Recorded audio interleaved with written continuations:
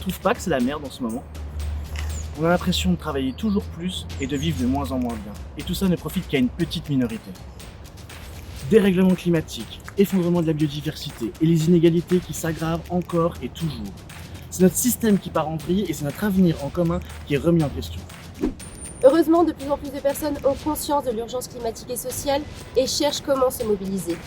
Le 16 mars dernier, nous étions 4500 personnes pour marcher et exiger de nos gouvernements qu'ils agissent pour le climat.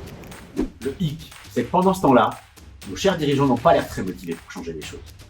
Et même quand ils tirent la sonnette d'alarme, au final, rien ne bouge et les émissions de gaz à effet de serre n'arrêtent pas d'augmenter. Vous vous souvenez du fameux discours de Chirac en 2003 ? Notre maison brûle.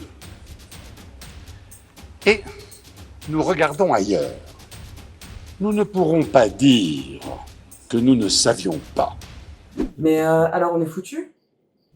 On va pas se mentir, les choses sont mal engagées. Et c'est pas une raison pour baisser les bras.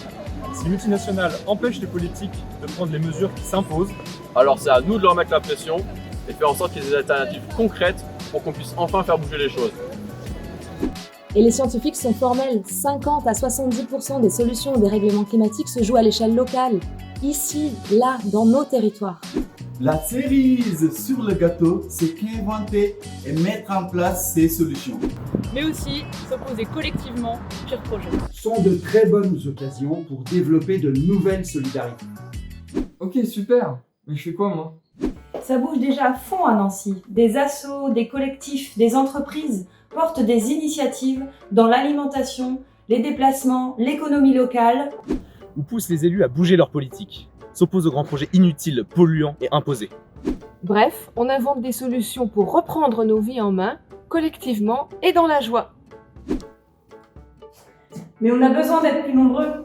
On était 4500 pendant la marche pour le climat, et c'est maintenant qu'il faut concrétiser tout ça. Bah ouais, mais concrètement, comment on fait? C'est clair, c'est chaud de savoir comment changer les choses. C'est pour ça qu'à Nancy, avec les assos et collectifs du Plan B, on s'est dit qu'on allait vous lancer un grand défi. Pendant un an, chaque mardi, on lance un défi collectif pour répondre ensemble, pas à pas, à l'urgence climatique et sociale. Au menu, d'une semaine à l'autre, des défis positifs, engageants et collectifs. Plus nous serons nombreux et nombreux à participer, plus leurs effets se feront sentir et plus nous aurons de quoi pour faire changer les choses.